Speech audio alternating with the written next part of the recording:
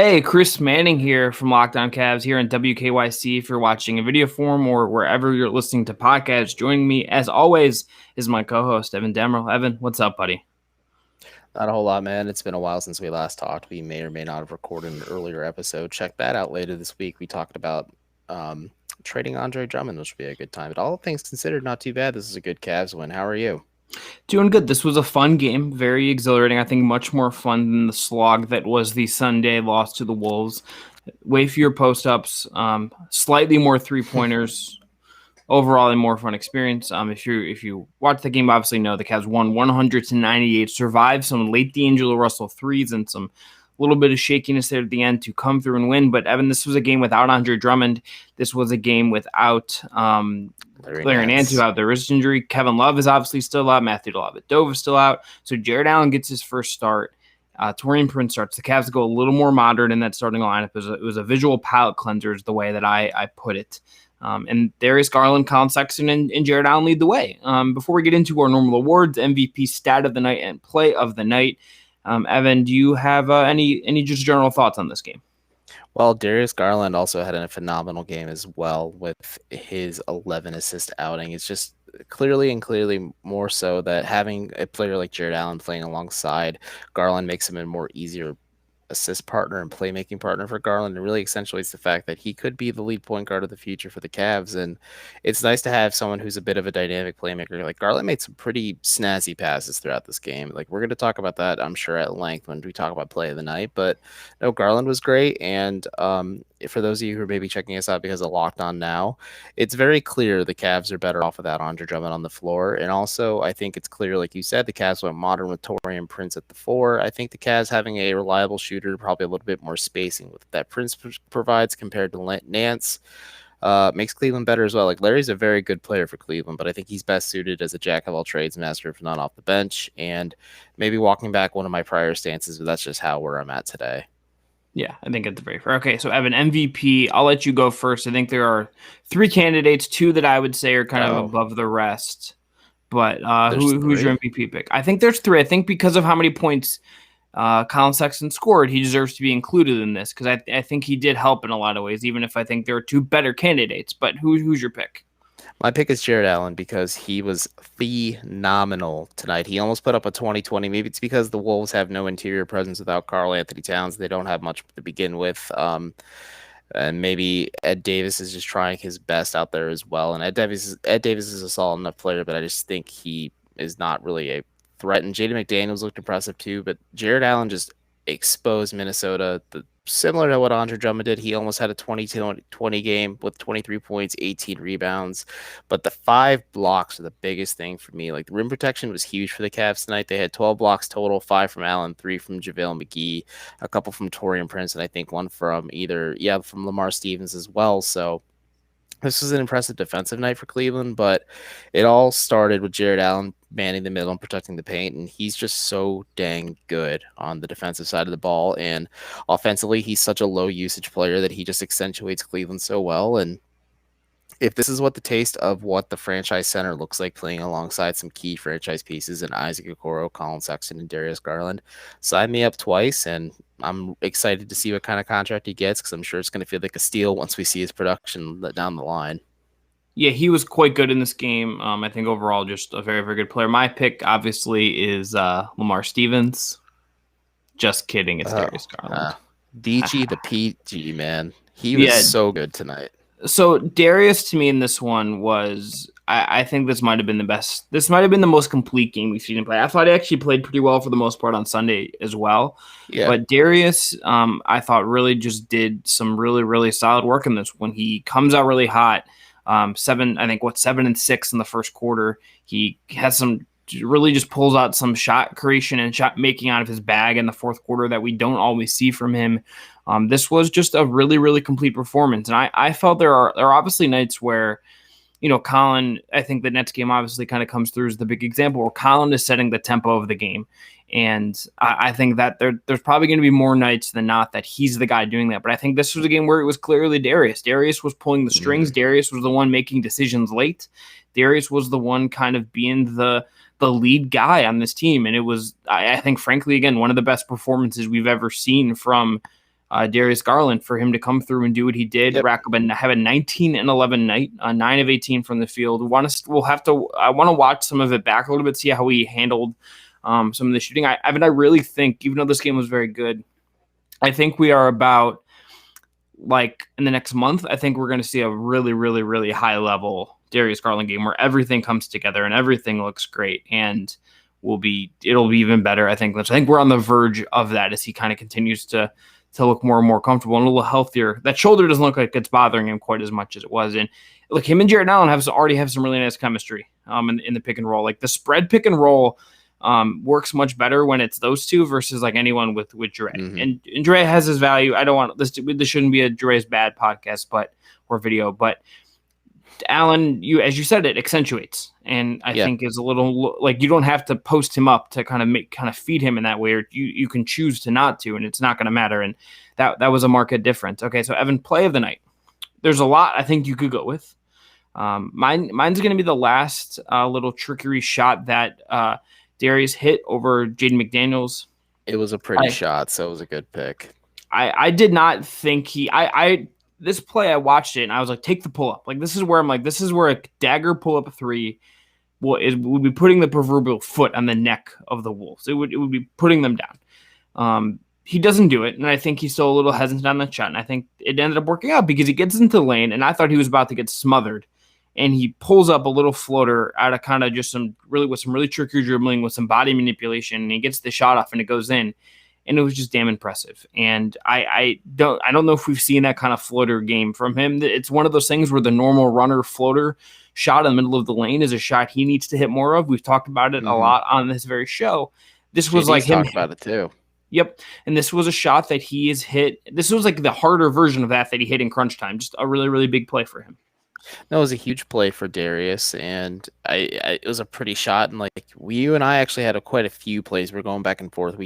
Chris and I text each other during the games, just like, here's our thoughts, just kind of laying out like, this is our play of the game, this is our MVP pick, this is our stat of the night. We didn't really talk about stat of the night tonight, but either way, no, this was a really good play, and mine actually as well as the Darius Garland play. But it's when he was running a pick and roll with JaVale McGee, and then he dumps off that quick pass, which it could have turned into a travel if Darius regained his footing because he was in the air, but he dumps it off to Lamar Stevens, and Lamar Stevens gets the bucket. Lamar Stevens doesn't have a lot of these opportunities in Cleveland, but just to him to be a part of the highlight reel is pretty cool. But no, that was just a really, really, really good read and pass from Darius, and that's what I'm talking about. We're like, those 11 dimes from him were huge, and it's something that you've noticed when Garland plays a lot with Andre Drummond is he has more potential assists than he does assists. Like, this was a night where the Cavs were converting a lot of Garland's passes, and you can show like, okay, this kid can really read an NBA offense, and he can be a maestro and a facilitator as well.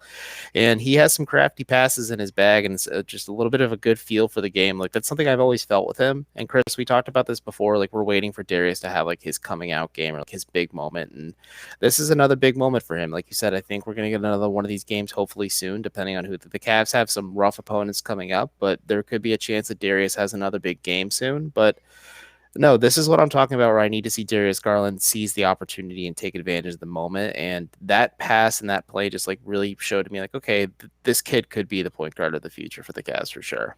Yeah, I also think we should shout out any time Jarrett Allen like had a block shot or had that one particular lob where he like bent his arm like he was just coming out of the sky. Like, incredible. Yeah, sick. Jarrett Allen is a freakishly large human to begin with. The afro makes him even taller. And let's get hashtag Frohio trending every time Jarrett Allen gets a good big play, because I really want that to be a movement. This will be our thing. This will be our. I like that you did the hashtag symbol. Well, it's like Brohio but better because it's not Nick Swisher. And two, getting big men from Texas is a good thing. It seems to be a good thing for the Cavs. Really does. Tristan Thompson, Miles Turner was my white whale for a while. Jarrett Allen is my other one. So it all works out in the end. But Chris, what was your stat of the night pick? So, shocker to no one, especially you. I'm going to go to cleaning the glass for my stat of the night. Yeah, it's all good, man. And I look, the Cavs, like the offense overall, like actually ends up not being like super, super productive. Like the Wolves and the Cavs both kind of put a bad offensive things, but the Cavs had a free throw rate of 27.7, so they're basically just taking a lot of free throws. This is like in the 86th percentile of performances. That's like high echelon, and this involved Jarrett Allen took 14 free throws. Colin Sexton took 11 free throws. He made 10. His career high was 10 this season, so it's a new season high, and then his career high was 13, which he had as a rookie, which I did not expect, frankly. But they got a lot of free throws. They made a lot of their free throws, 23 of 31. Taurean Prince made 2 late to kind of seal the game, and Jarrett Allen shot a pretty good clip for not a great free throw shooter. But it's very, frankly, like Darius didn't take any. This was really Allen and Sexton getting to the free throw line and generating basically just a bunch of free points for the Cavs, and that was a big difference on a night where neither offense was overall particularly good. And the Cavs actually got outscored in the paint by 6, which is usually a sign that they're going to struggle. But for them to get that many free throws and take advantage of that, and Colin in particular really rack up the free throws in the first half, it was a big advantage for them.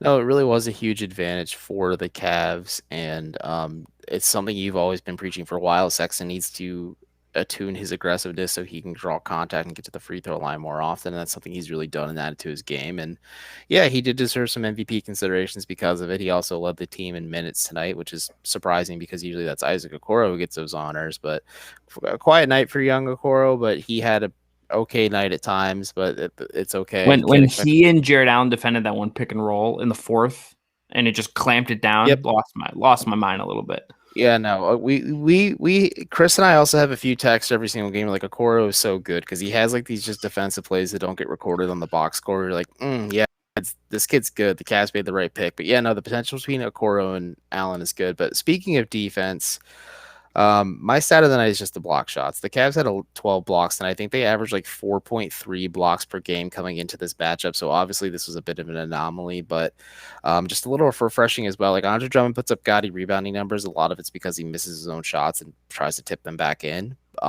Or tries to re-establish himself as a shooter. But no, Jarrett Allen, like I said, provided real rim protection. Taurean Prince was really impressive as a rim protector. He had 2 blocks, but JaVale McGee didn't do a lot, but he did ruin the life of one Jaden McDaniels on a few possessions, and that was just kind of fun.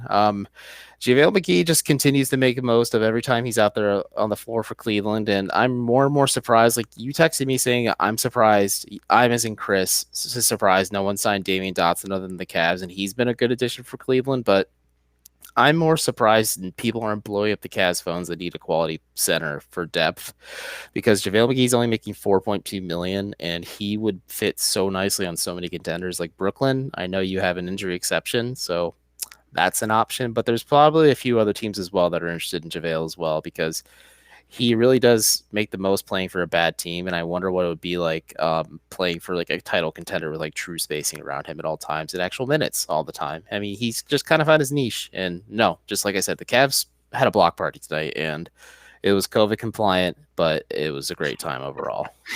Also, just a real note, it's very telling. We just want to say this as a very minor note. Interesting that Lamar Stevens is seemingly ahead of Dean Wade at the backup 4 spot because he was basically playing the 4 on offense.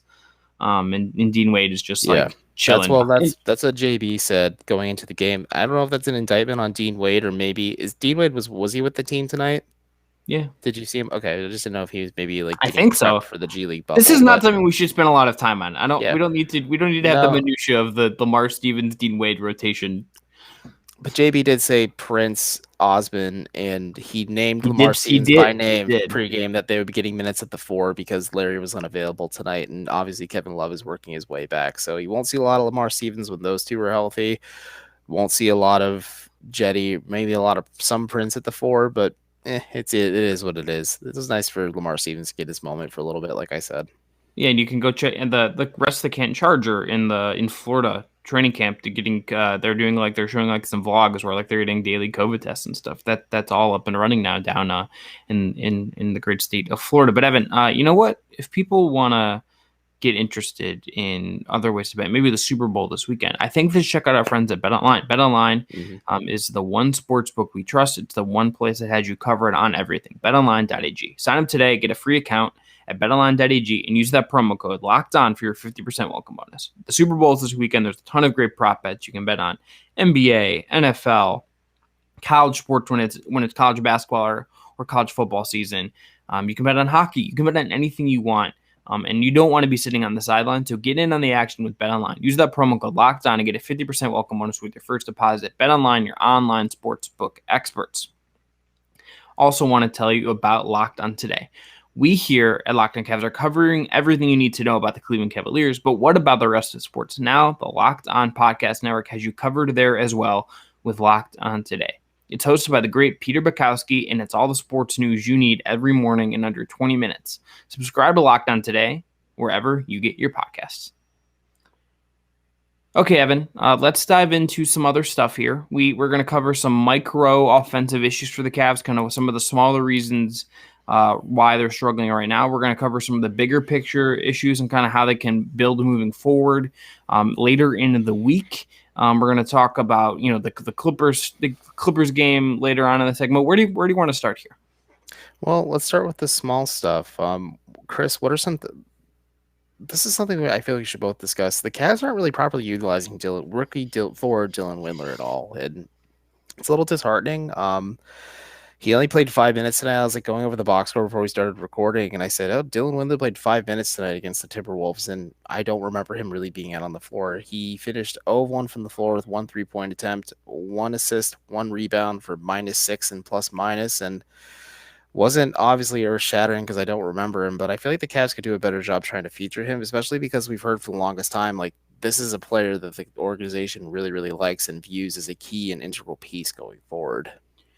Yeah, and he looked good coming back from injury. And I think if I had to guess, and we didn't do post-game, so maybe I'll ask GB about this next time we're in a scrum or something.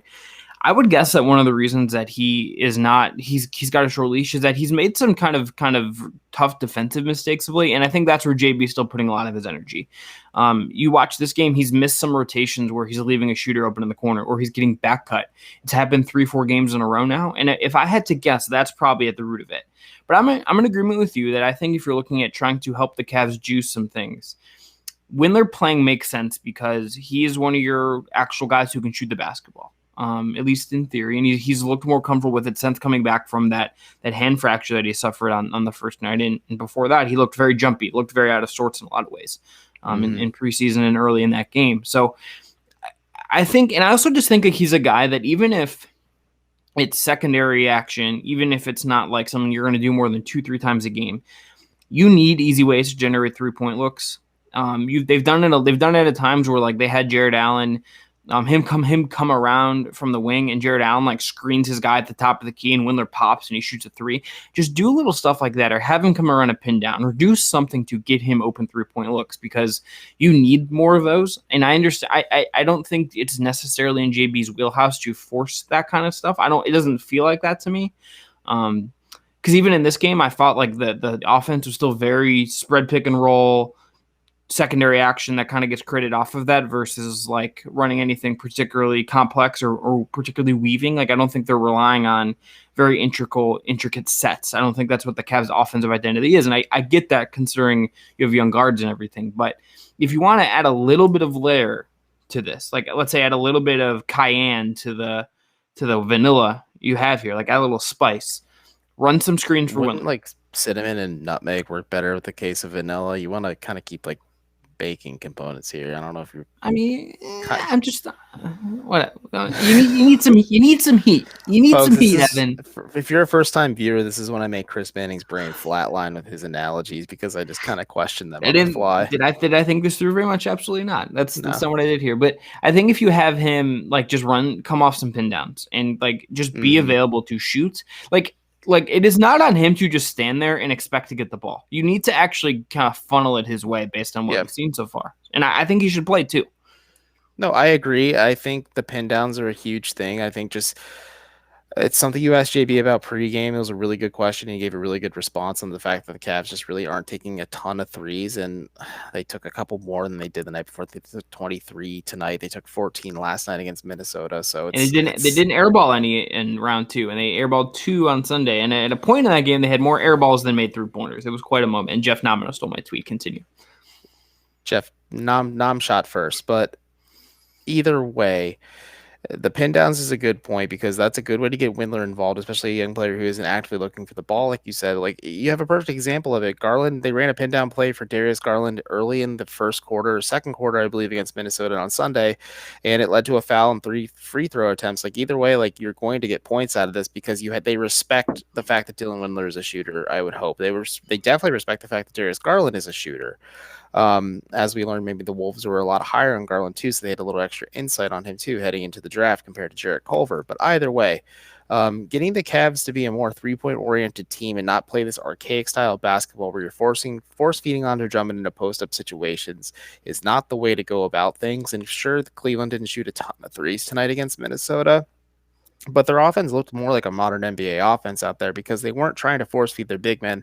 They had Jarrett Allen involved in the action where he was a pick and roll recipient from Darius Garland or Colin Sexton, but they also had the ball moving on a string. There was players that were getting spacing opportunities. It just like looked like a competent Cavs offense at times where like they were really juicing and killing the Wolves at points. And that's just like my biggest beef is like a micro thing is like the Cavs need to start gravitating away. And I understand why they're doing it. Like, let's just be honest. They're trying to get Andre Drummond as many looks as possible so they can boost his trade value and hopefully try and flip him at the deadline to a team that is interested. And I think it's trying to like it just seems like you're trying to placate him. And keep him happy because he's not happy. Clearly, I won't say it. Haven't heard anything. This isn't source, but I wouldn't think Andre's very happy that the Cavs traded for a player at his position that they now view as the successor to him as the.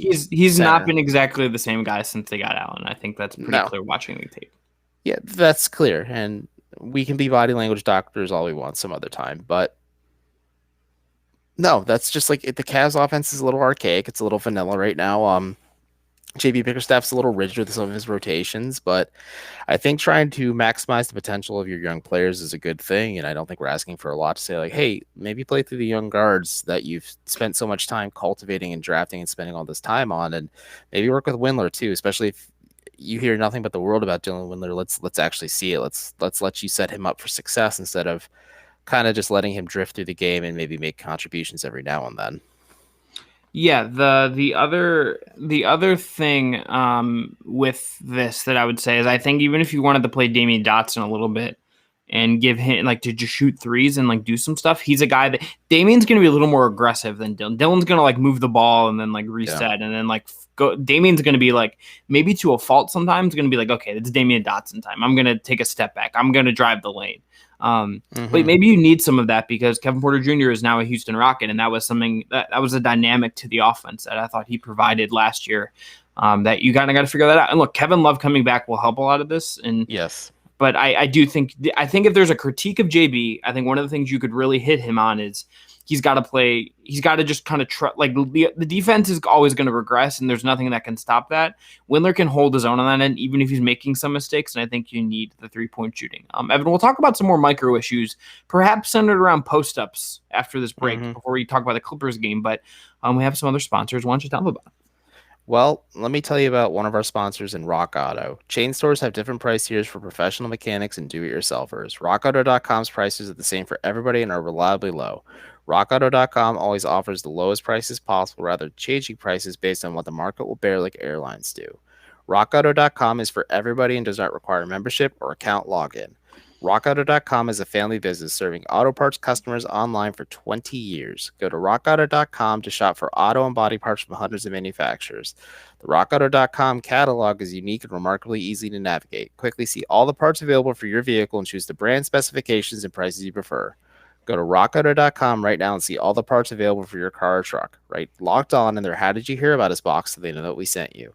Amazing selection, reliably low prices, all the parts your car will ever need. Check them out today at RockAuto.com. East beats West in Locked On NBA Tuesdays. Wes Goldberg, Warriors beat writer for Mercury News and host of Locked On Warriors, and David Ramil, host of Locked On Heat, tackle the big NBA stories of the day coast to coast. Subscribe to Locked On NBA Podcast wherever you get your podcasts, probably wherever you find Locked On Cavs. All right, Evan, let's dive into a little more minutia. I just think this game versus Sunday tells you that the Cavs need to stop putting so many dang post-ups for Andre Drummond. Yeah, no, it's especially on Monday. It's evidently clear, like, and it's like I was just talking about, not playing through your big men, and I understand why they're doing it. They're trying to keep Drummond engaged, but post ups aren't the way to do it. And this has just been kind of been a point in most people's craws, especially with Detroit fans, of like what was wrong with Andre Drummond is he doesn't want to be a pick and roll big man. He doesn't want to be not as heavily involved in the offense. He doesn't want to be just a rebounder and defender who gets occasional looks as either lob passes or pick and roll situations. And Chris, we talked about this. He might be more of that with a contending team, but with a team like Cleveland, where he clearly views himself as the best player, and he's also in a contract year, he's going to try and maximize the opportunity as much as he can.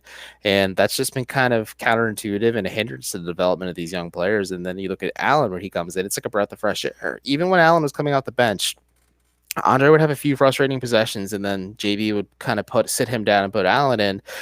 There's a noticeable difference offensively on how the Cavs were flowing, because the ball moves a little bit more because you're not slowing down the offense to a crawl, and because you have to post up Drummond. And that's the other thing. The Cavs move a lot more faster and a lot more freely when they're playing with Jarrett Allen versus Andre Drummond, because Allen, again, doesn't need the ball that often to be a contributor on both sides of the ball. He usually is going to get the ball in most possessions if he's a dump down, especially if like the offense falls apart, and it will, especially with young guard running the show. But no, I was a big fan of Jarrett Allen before this. I became a bigger fan of this after he came to Cleveland. And after watching this game and just kind of watching a lot of his footage while he's with the Cavs and just like breaking out his film, like it's a clear thing that why Kobe Altman views Jarrett as the franchise center of the future, but also that the Cavs need to find a way to get him into the starting lineup sooner instead of later, because I feel like it's a disservice to him to have him play 10, 15, sometimes 20 minutes a night behind Andre Drummond, who isn't fully engaged at this point either.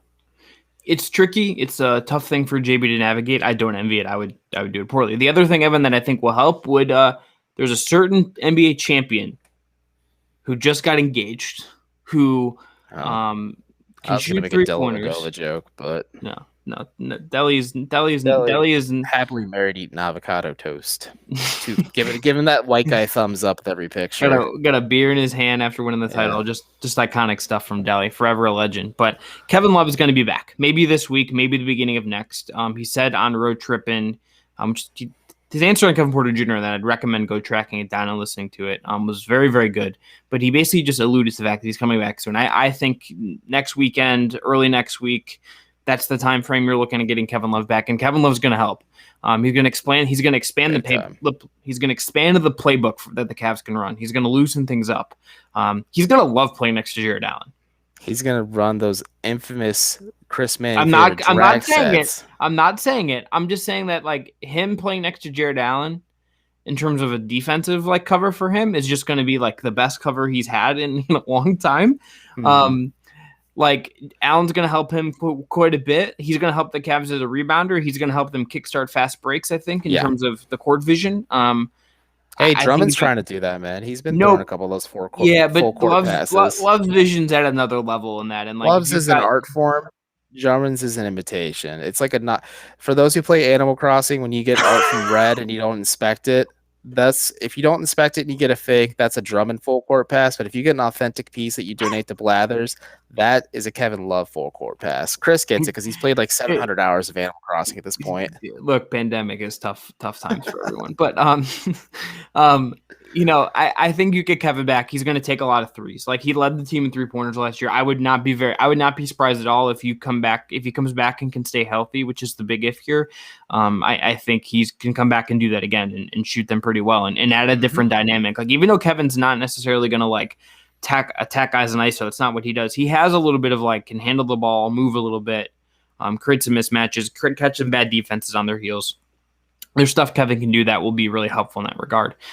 These are all the minutia fixes. I don't think the Cavs have like a top 10 offense in them, but if they're going to be a competitive team that competes for the bottom of the Eastern Conference, competes to be a play-in tournament team, and Kevin himself on road trip and said that he thinks they can be fight for that. He's kind of gunning for that, it sounds like. And I think the Cavs are too. I don't think they've really shied away from that. I think they need to like make the offense not be absolutely crummy. No, Colin Sexton shared with me in my interview with him for Forbes that he views the Cavs as a playoff team still, and he really likes the pieces that they had, especially Jarrett and Torian. But no, Kevin being engaged and locked in as well is a huge thing. Like he's mentally checked out over the last 2 years a lot because either it's because of injuries, disillusioned, or that's just state of the rebuild. He was disillusioned with things, or the coaching situation. He was disillusioned by 2018 sounds like it was bad for everyone. Is the vibe yeah, that I've come to learn. yeah, it really was. But shout out to Larry Drew, who I hope finds his love of basketball again someday. The Cavs really followed up firing Ty 8 games into the season by bringing in Larry Drew, not being able to sign him to a contract where he was the voice of the team before a game, which was one of the most awkward press conferences I've ever been at in my life. And then the next year they hired John Beilein, and then John Beilein had to resign. And then the pandemic happened. Just a weird time all around with the Cavs coaching carousel that seemed to slow down with JB Bickerstaff. But no, adding Kevin Love back is a huge thing, and you pointed this out to me as well, and it's just something that's stuck in my craw. Starting Taurean Prince is a little bit of a taste of adding a more traditional modern situation at the 4. Taurean is traditionally a 3, but he has the size to play the 4, but he actually is a legitimate, more reliable shooter than Larry Nance because Larry Nance has a little bit of a timidness when it comes to shooting. With a sprained wrist like he has now, he's going to be even more timid to shoot the ball. And Taurean doesn't have any wrist issues, and he's okay with sitting on the perimeter and drifting out there for some passes. We've seen it plenty of times. Like he's been a recipient of Sexton passes where he's made a concerted effort to make sure that he gets Taurean and Jarrett involved, and he wants to learn their spots right away, so he starts texting him right away about that. But no, adding Kev is going to be a huge wrinkle, especially the fact that he's locked in and engaged with his Cavs team. This is going to be not the 30th ranked offense, which seems to be everybody's like biggest red flag. Is like, oh, the Cavs are the worst offense in the league. But you have to really think about the fact is the Cavs are also hurt for the majority of the season so far, and they're finally getting healthy again. Knock on wood, it stays that way. But I'm excited to see where the Cavs go. When Kevin Love comes back, there's going to be a little bit of awkwardness and collectiness at first, just getting him reintegrated into the lineup. But after that, I think it's going to be a good time.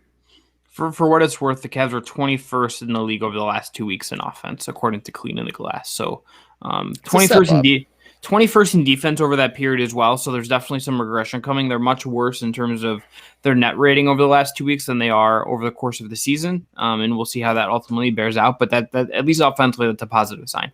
All right, Evan, let's get out of here on this. Tomorrow, as we alluded to before, will be the big Andre Drummond trade market extravaganza. Nick from Locked On Mavs and Sean from Locked On Raptors will be on respect in different segments to talk about why their teams could trade for Dre. And then Evan and I will talk about why the Cavs are actually trading Dre if you're a little confused about why they actually might be doing that. So check out that tomorrow. But Cavs Clippers, it's Wednesday. Big game, obviously. Clippers are very good. Just, Evan, give the listeners or the viewers one thing from that game you're looking forward to. I'm looking forward to the Ty Lue tribute video. I hope Ty gets respect put on his name. I know he got a shout out because he was Doc's lead assistant last year when the Clippers were in town. That was actually on my birthday last year. Weird, they always play the Clippers around my birthday. It just kind of works out that way. They under their 26-game losing streak, they played the Clippers around my birthday. But either way, I'm excited to see Ty get some love. I'm interested to see what Kawhi Leonard and Paul George do to the Sexland tandem. It's going to be an interesting night. I know Okoro looks up to Kawhi Leonard, so maybe he's a little starstruck. So it'll be a fun game overall. I don't expect to win, but maybe it'll be an upset. What about you?